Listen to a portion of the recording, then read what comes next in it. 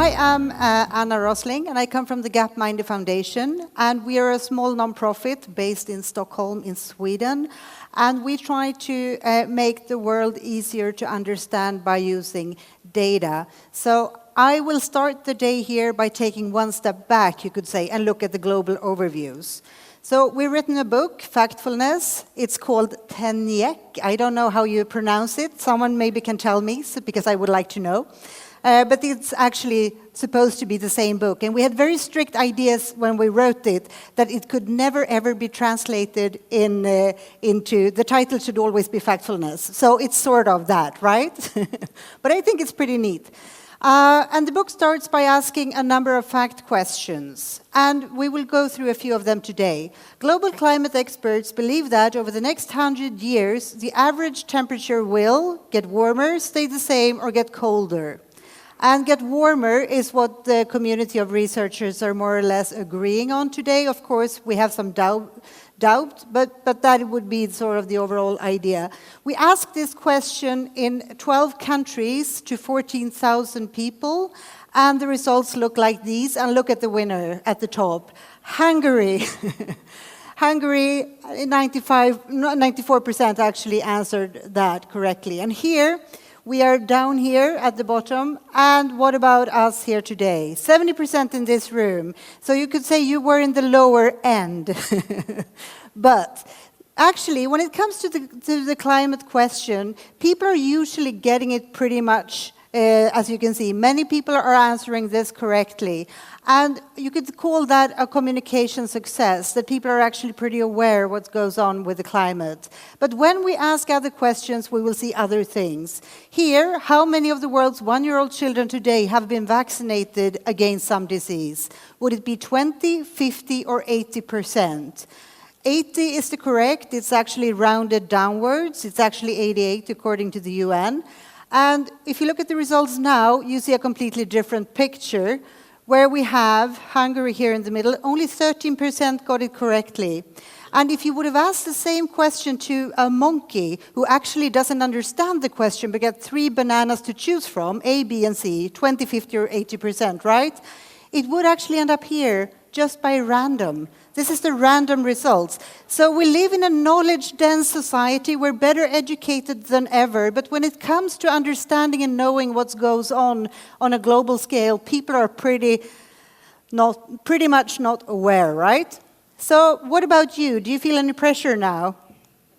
Do you think you were better than the chimp? One said yes, otherwise pretty quiet. You're getting there, better than the average Hungarians, so that's good, but still a little bit to go. But to comfort you, we have actually asked this in several conferences, and to mention a few, World Health Summit, they would probably know this, you could think, and they almost scored as good as a chimp. World Economic Forum, not as good. Nobel laureates and medical scientists, they have a meeting in Lindau in Germany, and not too good either, and I saved the best one for last. One of the 5 largest banks, they were smart enough to actually ask us to sign an NDA before asking. That was a smart move, because they actually scored 4. And the reason I show this is not because they are stupid, because they are not. It's highly intelligent, smart, educated people. But we don't know. We never get the information in a way we can understand. We seldom see global proportions and trends. So, of all the people we actually tested, this is the result. 15% out of 12 questions actually scored 0 correct. And just think about it. ABC questions, 12 of them, and actually scoring 0 on all of them, even if you're just guessing. I mean, it's pretty good in a way, right? And this is how the rest were turning out. So this is where the chimp would be, and you can see that the humans are obviously on the wrong side of random.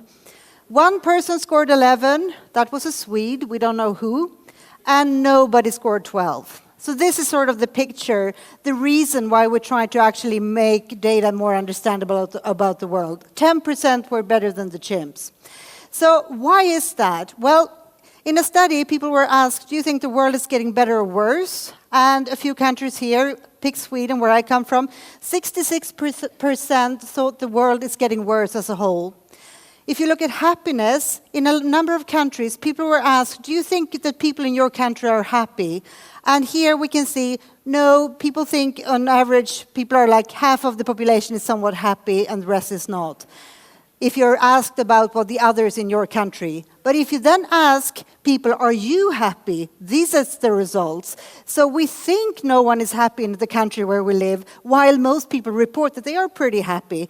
So basically, we are always rather wrong when it comes to understanding the world around us.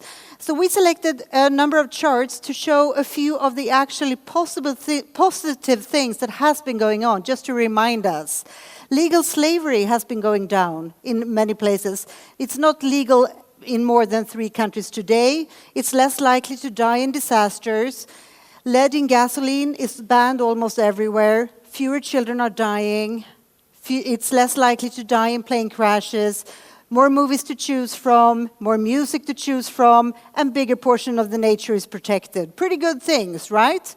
But when we look out the window, we can't see it, because we look at the news, and what do we see? We see disasters, wars, refugee crises, horrible diseases, paradise beaches, cute animals, exotic cultures, and all of those things together are extraordinary events. It doesn't give us a worldview that is data-driven. So instead, we need to get some facts. This is the world population. Every spike is a population. We can make it easier to understand. 7 billion people in the world today, and this is how they are divided roughly. I mean, pretty easy. So you can think about the world as a pin code, 1114 from left to right. If we look at immigration, do you think it's 4, 14, or 24%? Well, it used to be 3%. And what has happened since? Nothing, almost. This is the global trend. But we think it's just exploding everywhere, right? Honestly, it doesn't. So we are usually, a lot of people are very wrong, and they put almost 2 billion in the wrong place, right? So if we look at the results here, you can see that almost no one scored correctly, and Hungary, 8% got it correct. Maybe that's due to the population size of immigrants in the country, but you can see there is no correlation between immigrations and what you think about immigration. And what about you here in the room? Well, you're sort of on par with the rest of the humans. If we look at the world, what has happened over time, here we can see the world in 1988. These are all the countries. And we can see basically poor and sick down in the lower corner and rich and healthy in the upper right. And this is what has happened. In 1988, 56% of the world population was in poverty in low-income countries. But since then, now we're playing the world. The big red ones are India and China, obviously. Now when we play the world up till today, see how many countries are actually moving out of extreme poverty. And now it's only 9% of the world population here. So when we ask this question, as you can see, people were pretty wrong here as well. Hungary, actually at the bottom, with only 3% scoring correctly. And in this room, you're pretty good here, right? I mean, we're not as good as chimps, of course. We still have to struggle a bit. The good thing with humans, though, is that we can learn, right? So we can fix this. It's not hard. It's not hard information, but we need to do something, right? So we need also to see how people live, everyday lives. So imagine the world as a street with divided from rich to poor instead of a globe. You think of the world as a street. And we can look at the population in China where people live and the US, and we can see how people in the richer end of the street, what life looks like in their homes. And here, 2 families we have visited.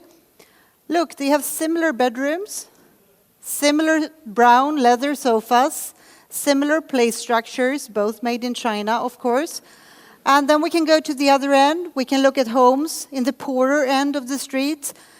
These 2 families doesn't look like they have much in common, but look, similar roofs, similar sofas, similar way of storing grains, same dinner, and they're boiling their water in identical manner. So we need to find new ways of actually getting the worldview together. And if we look at something simple as toothbrushing, starting in the richer end, see how people everywhere are using a plastic toothbrush and toothpaste.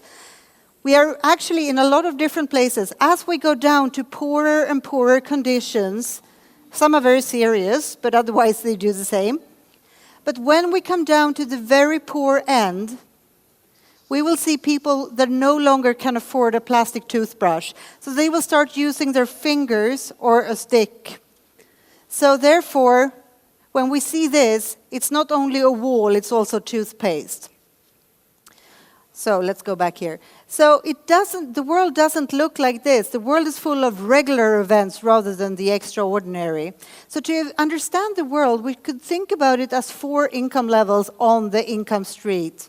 Here we have the same 7 billion people, and this is how they are divided globally. So we can see the majority of the world population is actually in the middle. And if we look at transportation, you could say level 1, which is extreme poverty, you have to walk if you go somewhere. Level 2, you can ride a bike. Level 3, you have a motorbike. Level 4, you have access to a car. Just roughly so we understand what life is like on Earth. And this is where people live today, and we can see that the majority are, the pink ones are Asians. So the majority are Asians on level 2, basically riding bikes when moving around. If we go into the future a little bit, we will see the population of the world will grow and will actually move further towards level 3 and 4, where we are today. We also asked this question. Up to 1990, 17 countries in the world had been led by a female head of state or government. What was the number in 2019? And these are the alternatives, 29, 53, and 76. And people are usually answering the wrong thing. I guess you can know by now. But 76 is the correct one. And if we look at the results here, we can see people are not really aware that females are actually starting to lead in a lot of different places. So you're once again representative for humanity. You're in the upper end, but we still have a bit to go to compete with the chimp, right?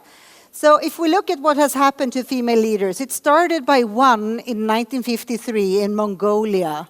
And then we have seen increase over time, 17 in 1990, and now 76. The world is changing, but it's happening slowly, and we hear about the extraordinary negative events all the time, and we forget about slow-moving positive trends. So how should we do then? I mean, as you could see, that we're constantly scoring worse than the chimp on the questions I was showing you, because we don't know the slow trends and the global proportions. So what can we do? Well, first of all, of course, we need some facts and frameworks, because otherwise we're sort of doomed. We need to have something to rely on. But most of all, we need to control our instincts, because the problem is what happens in the brain when we get information. Because even if the news information is totally correct, it's still just giving us an extract. It doesn't give the full picture that the statistics usually do. And we're usually pretty bored by statistics, so we don't really go there. But now is the first time in human history when we do have access to a lot of data that we can actually use to make sense of the world around us. So we have invented 10 rules of thumb that we think can help people to actually guess more correctly without learning the whole world by heart. So I will go through them pretty briefly. The gap instinct is about all the stories we hear about huge differences and conflicts. So whenever we hear about poor and rich, we should remind ourselves that the majority is in the middle. So to understand the world, we have to look for the majority, not the outliers. Then we have the negativity. We hear a lot about things getting worse. It's just getting worse. But would an improvement get publicity? Most likely not. We never see this. Yesterday, all trains were in time again. I mean, that's against the whole thinking of media, right? The timetable is slightly improved. We don't hear that. Then when we see a trend, our brains will fill it in like this. But we just have to remind ourselves that many lines bend. That's basically enough as a starting point. That's what's happening. And then we have the fear instinct. We're totally driven by fear and stories about fear. They are exciting and interesting to us, but we need to calculate the risks. We're afraid of spiders but get killed by cars. I mean, That is one of the things. Then we have the size instinct. We hear about huge problems, but very often we do not compare it with anything. We need to divide and compare to know whether it's huge or not. So here, for instance, a number from the UNICEF in 2016, 4,489 infants were actually dying that year, which is a horrible number. But look at 2015, even worse. 1950, much worse. So we have to remember that something can be bad and better at the same time, keeping those two in our minds at the same time. And then we have the generalization instinct, that we tend to group things and people into buckets that makes it a bit silly very often. So we need to be careful with that. Here, we have all seen these images of people, refugees coming over the oceans, trying to come to Europe. And it's very easy to think that they are all the same, which they, of course, are not. I saw in a newspaper, which I really liked, this one of the boats, people were actually surviving, coming to Europe, but accidentally ending up on a nudist beach in Spain. And I'm just wondering how they were perceiving Europe. Had anyone warned them? And now all Europeans, we have to compensate and sort of show them that this is not the only thing happening in Europe. And then we have the destiny instinct. It will always be like this. And we forget that most things are actually moving all the time, but it's slow, so we don't see it. And we have the single solution. We do basically like the ideology things we have and so on, but we need to get a toolbox, of course, to understand the world around us. We have the blame instinct. We love blaming. But of course, when we start blaming, usually we stop thinking. So it might be a bad thing. We need to look for bigger explanations very often. And finally, the urgency instinct. We think now or never. And we usually very emotional and want to act. But there is a risk of doing that when being highly emotional. We might make the wrong decisions. So we need to take one step at a time. So basically, by applying these very stupidly simple thinking habits, we think we can actually help people to perceive a little bit better the world around them, a little bit more correct than the chimps. So when we read the news, maybe we would need a warning sign like we do on the cigarettes, just to remind us that it looks too dramatic. And if you do go to our website, Gapminder, you can actually do the test online. And if you score all correct on the questions, then you will actually get a certificate like this, that you at least have global facts, the basic global facts right. And we've been actually going to the media and certified in Sweden, and we have been going to schools all over. And if you want anything more, you can always contact me here, and thank you. Thank you so much.